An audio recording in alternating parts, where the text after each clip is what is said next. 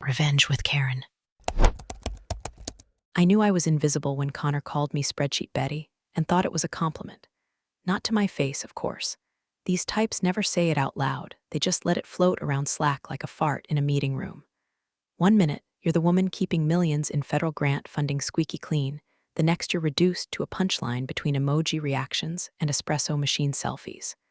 Still, I smiled, nodded, printed the report. Always printed the report. My job, compliance. I was the woman with the ledger. The one who remembered why the federal government prefers receipts and time-stamped approvals. I didn't run the labs, I didn't dream up patents, and I damn sure didn't wear blazers that cost more than my monthly rent. But I knew where every dollar of Windmere Labs R&D grants had gone for the past 9 years, and I had the binders to prove it. Let me pause a sec. If you're into stories where the quiet one ends up holding the match when the bonfire catches, you might want to hit that subscribe button and drop a like. 93% of you are just lurking, and honestly, watching those numbers go up is the only joy my team gets after reviewing 36 federal audit templates a week. Go ahead. We'll wait. Okay, back to it. Windmere Labs was a quiet giant in the world of clean energy research. Not flashy at all. But we had our hands in everything from battery materials to heat capture membranes. And most of our big pushes were backed by federal R&D grants, specifically a lovely ongoing package from the Department of Energy that floated our salaries, our prototypes, and our mildly uncomfortable ergonomic chairs. For years, things ran smooth. The CEO, Frank, was more interested in quarterly reports than actual innovation. Board mostly rubber-stamped whatever budget we sent. And me? I'd wake up every morning, make my coffee, iron my blouses like my mother taught me, and go over grant expenditure line items like a priest with a prayer book. I wasn't loved, but I was necessary. Every quarter, I'd prepare the financial compliance packet. Every invoice had a paper trail. Every contractor had been vetted. I even knew which lab assistant had a habit of submitting food delivery as materials acquisition. No, Justin, Chipotle isn't a qualifying expense. My files were always ready for an audit, not because I expected one, but because the devil's always in the delay. I didn't leave room for mistakes. I didn't leave room for interpretation. Level of precision earned me polite nods at town halls and vague thanks for keeping us safe messages during compliance week. I wasn't flashy, but I was trusted. Program officers, the ones on the other side of the government money spigot, knew me by name, knew I was a straight shooter. That mattered, at least until it didn't.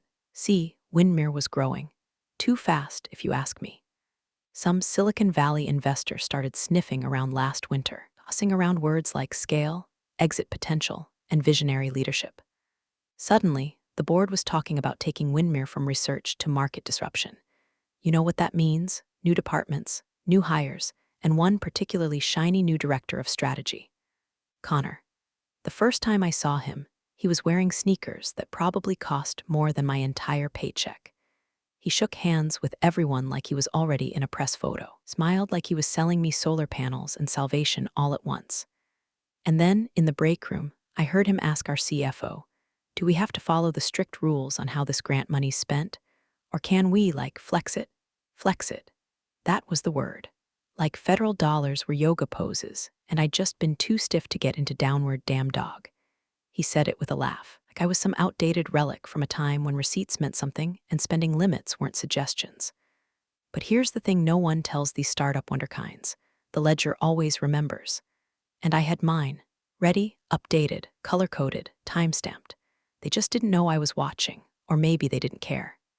Yet.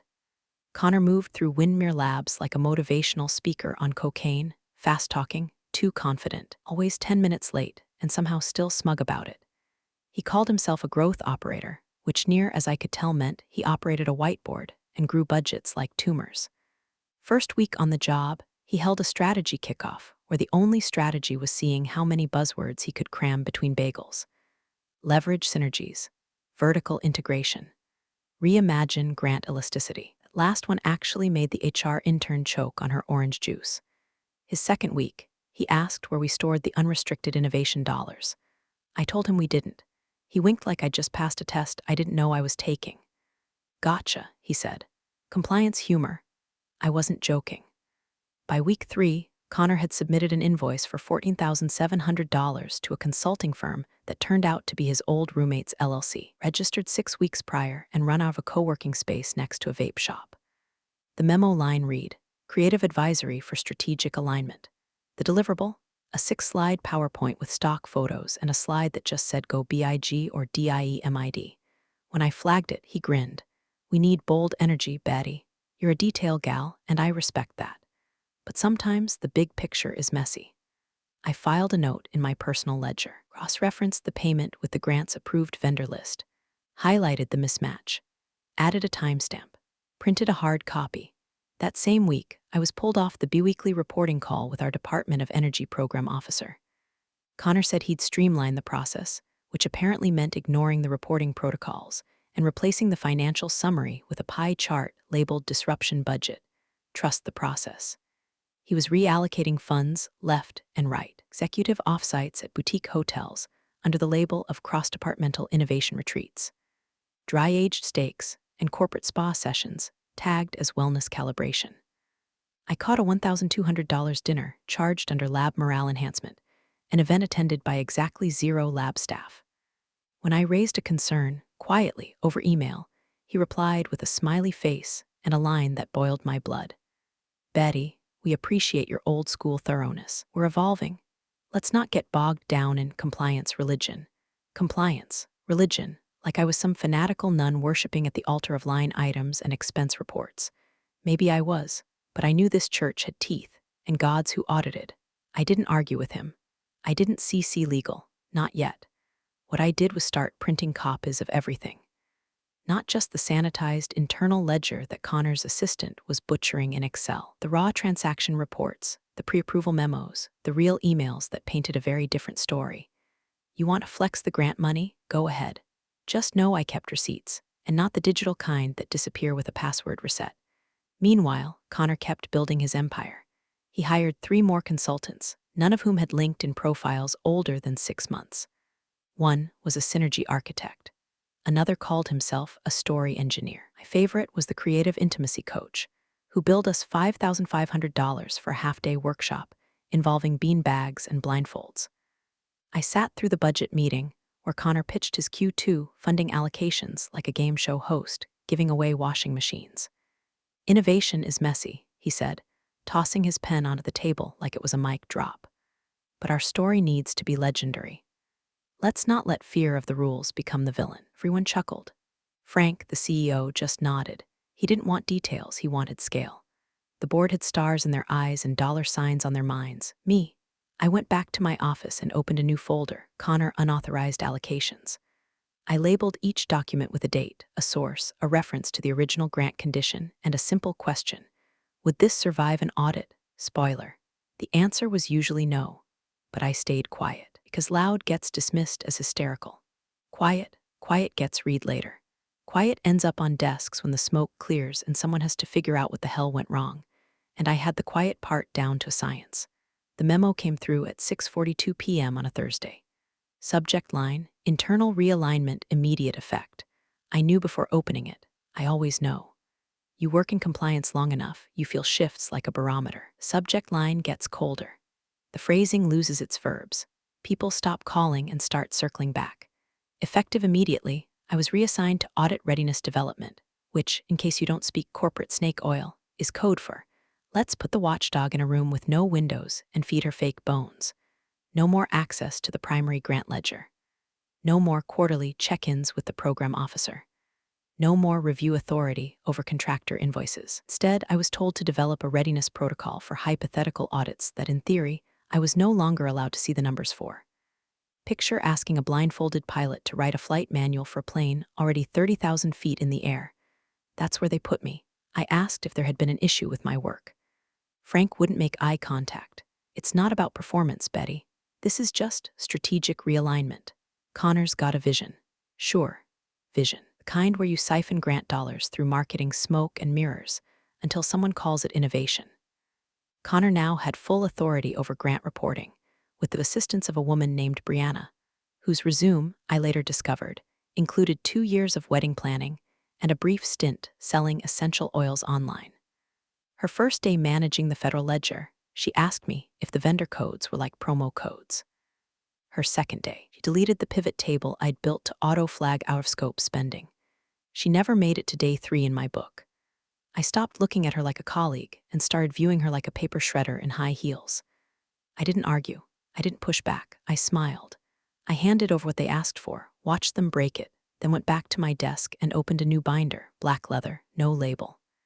Inside, I printed out every previous grant agreement, original budget lines, the vendor approval memos, the email threads where I flagged anomalies, and the signatures.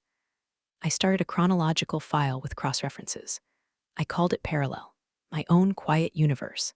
Each day I arrived an hour early, downloaded copies of expense reports while I still had partial access. Each night I exported email threads to PDFs and labeled them by theme, non-compliant spend, unapproved vendor ads, retreat expenses vs grant scope.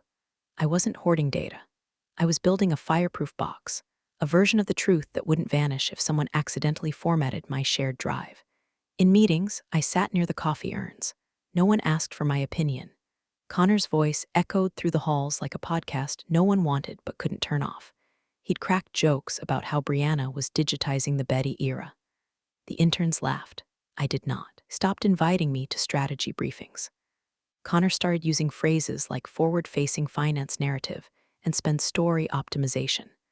One day I heard him say, "Betty's too caught up in literal numbers. We're in the impression management business now. Impression management with federal dollars."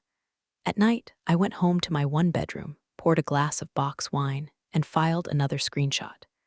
Sometimes I laughed out loud because if I didn't, sound of my own teeth grinding would keep me up. The thing about isolation, it teaches you how to observe. No distractions, no politics, just patterns. I saw the same vendor ID pop up across different projects, consulting, morale, travel, always just under the threshold requiring secondary approval. I saw internal timestamps on invoices edited after submission. I saw language that didn't match any allowable cost structure under federal law. I didn't say a damn word. I just kept the ledger growing, quietly, neatly, with crosstabs. The world Connor built was made of helium and mirrors, looked shiny, sounded bold. But all it took was one needle in the right place at the right time, and I knew exactly where the seams were. I wasn't just out of the loop. I was out of the blast radius, and I had every intention of surviving the explosion. Red flag came wrapped in a reimbursement form for vendor disbursement cross-functional ideation. Translation: Connor paid $11,200 to a man named Blake who listed his occupation as vision cultivator. No invoice number, no contract on file, no prior approval request. Just a Venmo printout and a note that said for the Vibe Workshop. The Vibe Workshop. Accounting flagged it. Bless them, they don't even know they're brave. Sometimes they stumble into it. They pinged me because the expense used an outdated grant code I had created 2 years prior for a lab prototype that never materialized. Blake, the vision cultivator, was listed under materials acquisition. I knew damn well the Department of Energy didn't fund Vibes, so I did what I always do. I documented. I printed the expense report, pulled up the grant guidelines, highlighted the violation in orange, cross-referenced it with the vendor list. Blake wasn't on it. Blake was never on it. Blake was, for all intents and purposes, a dude who owned 6 tank tops and a ring light. Then my phone rang. It was Anthony, program officer at the DOE. We'd worked together for nearly a decade. He sounded polite but different. Careful. "Hey, Betty, quick one for you. Just reviewed Windmere's last quarterly. Noticed the new vendor format.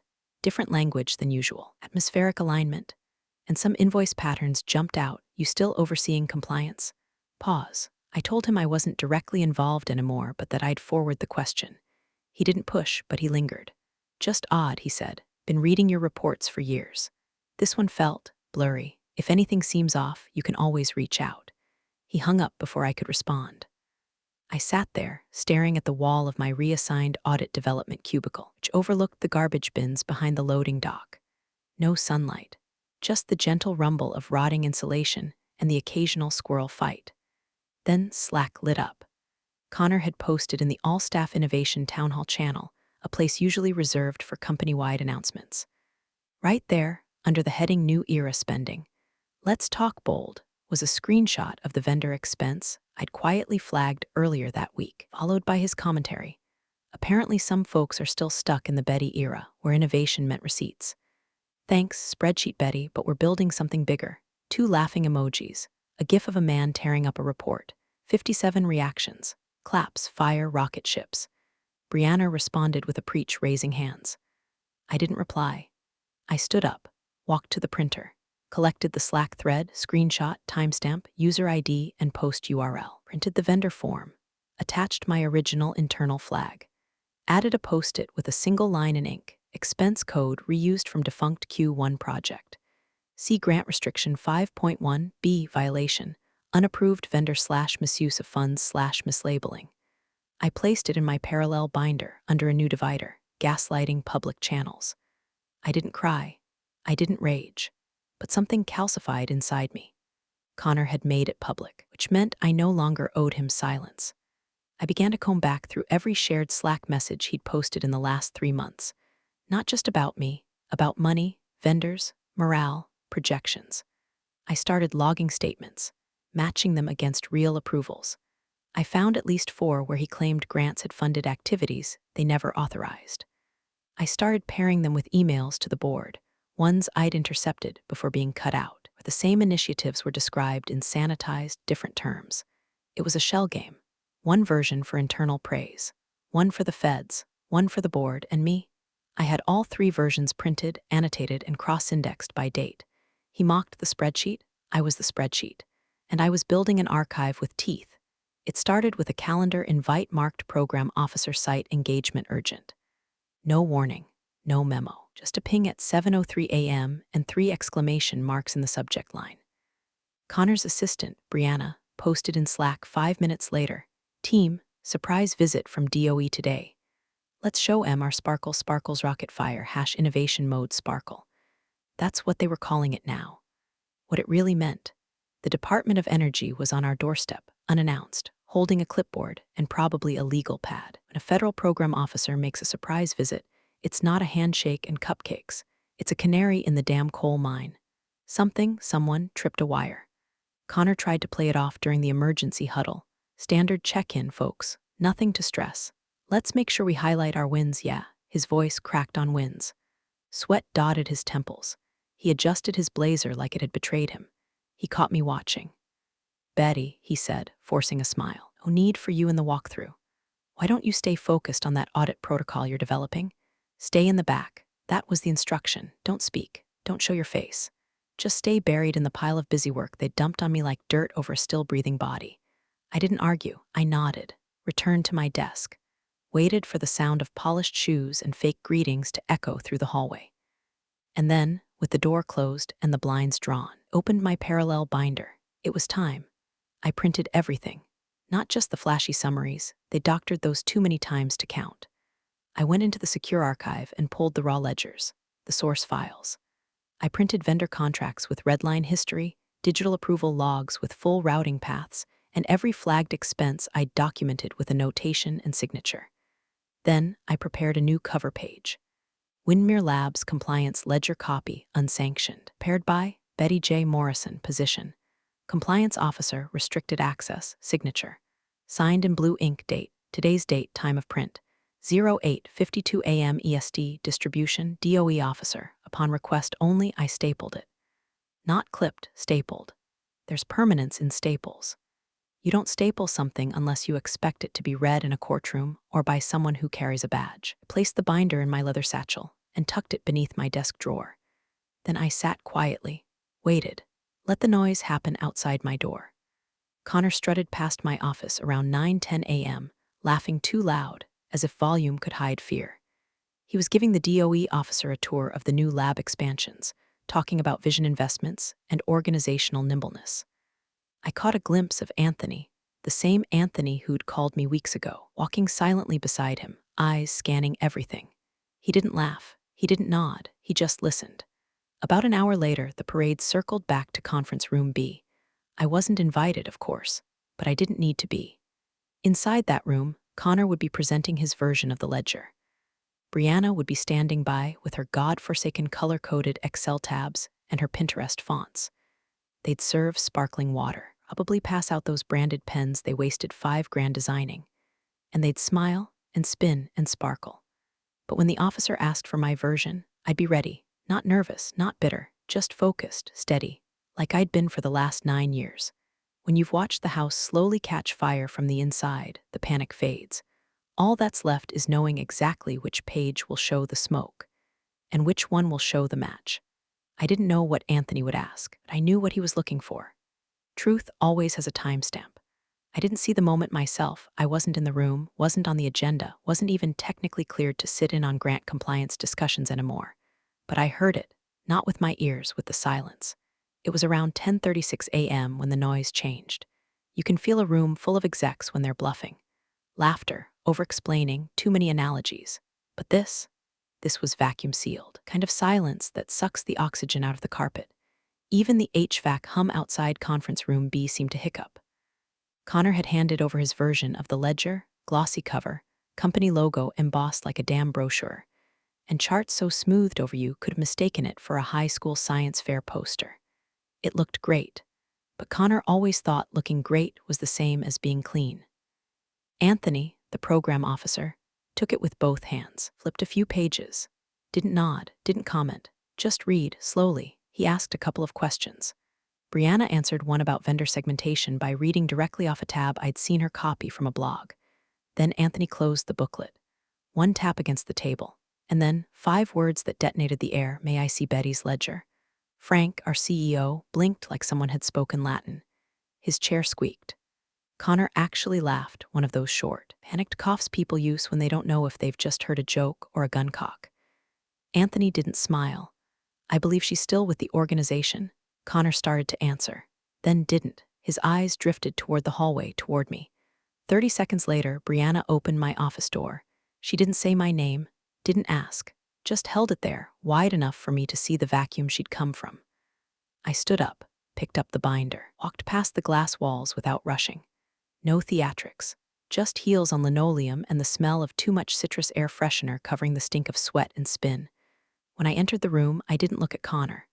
I didn't look at Brianna. I didn't even glance at Frank.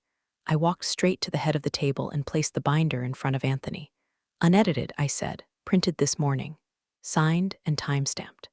Original approvals included. He opened it, each one my signature in blue ink. Page 2, index of transactions flagged for noncompliance, cross-referenced with original grant language. Page 3 onward, the truth. He read in silence for what felt like a year and a half. Page by page, the room didn't move. Connor's leg twitched once under the table. Brianna fiddled with her phone until Anthony cleared his throat and she nearly dropped it. Finally, Anthony looked up, not at me, at Frank, the CEO, his voice barely above a whisper. You have 24 hours. Frank went pale. His lips parted like he wanted to ask for clarification, but he knew better. Connor muttered something under his breath. No one responded. I didn't say another word, didn't nod, didn't smirk. I just walked back out, binderless, unburdened. By the time I reached my office, I heard a phone buzz in the hallway, then another. Then Frank's voice calling for legal. I sat down, folded my hands, took one slow breath. My heart rate steady, my hands rock solid. I didn't need vengeance. I didn't need applause. All I needed was what I'd kept all along, the version that told the truth. Frank didn't wait for the meeting to end. By the time Anthony closed the binder and left the room without shaking anyone's hand, the CEO had already pulled out his phone and typed one word into a group chat that included the company's general counsel, outside legal firm we hadn't spoken to in months, and the head of HR, now. Not let's meet, not please review, just now, all lowercase. Like his soul had already left the building and only his thumbs remained. Legal arrived in 15 minutes. 2 of them. One from the firm we used when investors needed sweet-talking. The other, a compliance specialist I recognized from a Department of Energy training I'd once attended in Baltimore. She didn't say hello, had a government-issued laptop, and a gray folder labeled Internal Findings Windmere, and the face of someone who already smelled smoke. Connor's office door closed behind them. 10 minutes later, it opened again, empty. No farewell speech, no shoulder pats, just a fast exit and a black messenger bag slung tight across one shoulder like he was making a run for the border. I watched from behind the blinds.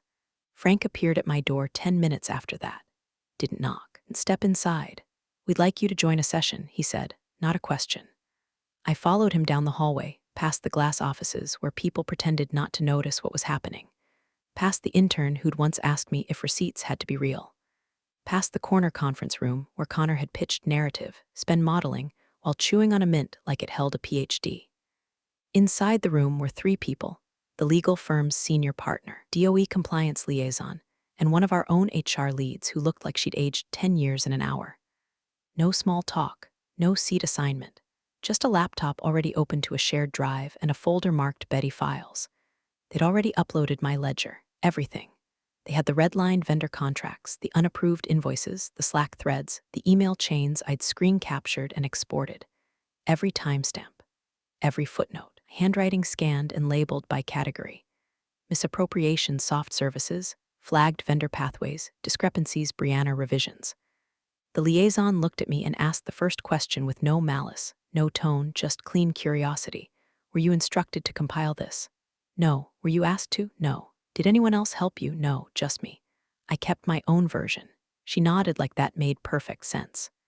The next hour was a slow autopsy. Clicked through folder after folder. I answered when asked. Short, clean answers. I didn't editorialize. I didn't offer commentary. My voice never rose. I didn't even blink when they found the vendor who billed us for a trust activation seminar that turned out to be a yacht party in Santa Barbara. They asked if I knew the risks of withholding this from management sooner. I didn't withhold it, I said. I was removed from oversight. I documented instead. Lawyer scribbled that line verbatim. Frank sat in the corner like a wax figure. When the DOE liaison asked if Windmere had a protocol for whistleblower protection, he said yes, and then quickly added, "We'll be reviewing it immediately." Outside the room, I could hear the muffled sounds of HR gathering files. Word was already spreading. Connor's Slack profile had gone dark, his name removed from shared folders. His private strategy hub channel deleted entirely. Inside the room, my notes were now the foundation of a full forensic audit, and I wasn't the side character anymore. I was the source. When the meeting ended, they asked if I'd be willing to serve as the lead liaison on internal compliance for the remainder of the DOE's review. I said yes. They handed me a new access badge. It was blue. I'd never seen a blue one before. The board meeting was held in the executive suite, normally reserved for quarterly projections and catered PowerPoints. This time, no finger sandwiches, no fruit water, just folders, thick ones. Each board member received a copy of the internal findings, printed in full. Cover page read, Forensic Audit Phase 1, based on Primary Source Ledger B. Morrison, I wasn't in the room for that one. Didn't need to be. They were reading my voice in black ink, page after page, entry after entry, with margins full of neat, legible handwriting and citations drawn straight from the grant terms. The audit team used my file as the single source of truth, not the doctored spreadsheets, not Brianna's pastel pie charts, not Connor's manifesto about disruption dollars and narrative-aligned expenditure. My ledger.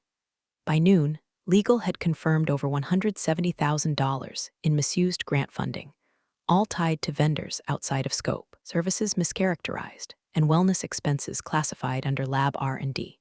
The final nail? A consulting contract signed by Connor with a vendor owned by his brother-in-law, routed through a shell LLC in Arizona.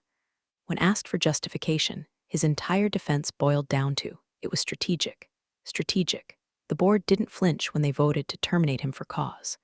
The announcement was sent company-wide. No euphemisms. No spin. Just 4 lines. Effective immediately, Connor R. is no longer with Windmere Labs. His conduct violated the terms of our funding agreements. An ethics complaint has been filed with the Department of Energy. We thank all employees who supported the compliance review process. It was the HR equivalent of a public beheading. By 3:00 p.m., they called me back into the same executive room, only this time, the chairs weren't filled with suspicion, were filled with relief. Thin, tired, expensive relief. Frank was there, eyes glassy, voice like someone trying to chew a mouthful of regret. He slid a folder across the table, my name embossed on the tab, inside a new contract. Position, Director of Regulatory Affairs. Term, 3 years minimum. Compensation, 40% raise. Clause 7.3, unilateral discretion over grant-related spending approvals. And at the bottom, CEO's signature in black ink, scrawled like someone trying to write fast enough to outpace guilt. He looked at me. This is long overdue. I didn't nod. I didn't thank him. I just took the pen, flipped to the final page, and signed my name below his. It wasn't vindication. It wasn't justice. It was control. Connor mocked me in Slack, mocked the work. Called me spreadsheet Betty like it was an insult, like precision was the opposite of vision. Well, guess what? How my spreadsheet was the damn constitution of this company. And every executive in that room knew it. The keycard clicked. Not a beep, not a buzz. A full magnetic click, followed by the soft hiss of air conditioning and a door that swung open like it knew who I was. My new office smelled like new carpet and legal victories. Top floor, west-facing. Window view, not of the loading dock or the HVAC shed, but of the city skyline, cranes, glass, motion, future. Desk made of real wood. 2 monitors already mounted. And in the corner, a potted plant someone had clearly tried to personalize. It was plastic. I kept it anyway. The nameplate on the door was small, tasteful. Betty J. Morrison, Director of Regulatory Affairs, not interim. Not acting. Not special project, permanent. And the cubicle where I'd spent the last 9 years? Gone. Erased. Already reassigned to someone in HR, who probably didn't know that the only reason they were still issuing payroll without federal intervention was sitting upstairs with a badge that now opened every room. They didn't throw a party. No cake. No speech. Just a courier envelope delivered by internal legal, confirming full access credentials, new reporting structures, and a direct line to the compliance officer at DOE, who, by the way, now referred to me as our embedded asset. I sat down, rolled the chair back, tested the armrests. Then I opened the bottom drawer. It was empty, save for one thing, my old black binder. Someone had moved it here, probably during the chaos cleanup. Inside, all my notes were still perfectly aligned. The flagged pages, the vendor lists, the invoice annotations written in blue ink. It didn't belong in a drawer anymore, but I kept it there anyway. Like a relic, like a shield. Across the room, the monitor blinked to life. A notification popped up. Pending disbursement review Q4 grant allocation awaiting approval. B. Morrison. I clicked view details. The system didn't ask for confirmation. I was the confirmation now. Behind me, a soft knock on the open door. It was Frank, still CEO for now. Tie askew, face drawn. Just wanted to say, glad you stayed, he muttered. We were lucky. I looked at him. Not unkindly. You were almost unlucky. He gave a weak chuckle, nodded, and left. No handshake, just distance finally earned. I swiveled back toward the window. The sunlight hit the edge of my desk and reflected off the corner of my monitor, catching the edge of the nameplate like a spotlight. I didn't gloat. I didn't post a thing. I didn't send any clever Slack messages back. I just kept working, kept watching, kept the receipts. Funny thing about ledgers, there's always a version that tells the truth. Appreciate you sticking around, you wise old rebels. Smash that subscribe button, or this fossil might just cause another epic fiasco.